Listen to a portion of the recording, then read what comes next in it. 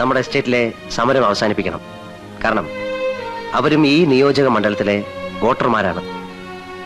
Minimum കൂലി 11 രൂപയല്ലേ അവർ demand ചെയ്യുന്നുള്ളൂ.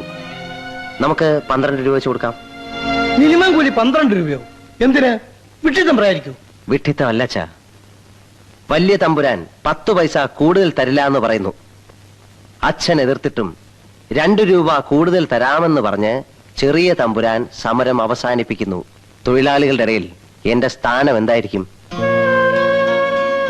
തന്നെയുമല്ല, എന്റെ എതിർ സ്ഥാനാർത്ഥിക്ക് ബന്ധമുള്ള തൊട്ടടുത്ത തോട്ടത്തിൽ 11 രൂപയെ മിനിമം കൂലിയുള്ളൂ.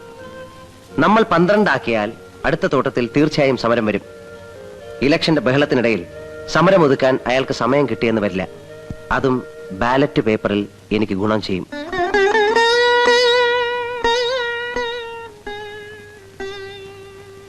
നീ എന്നേക്കാൾ മിടുക്കനാണ്.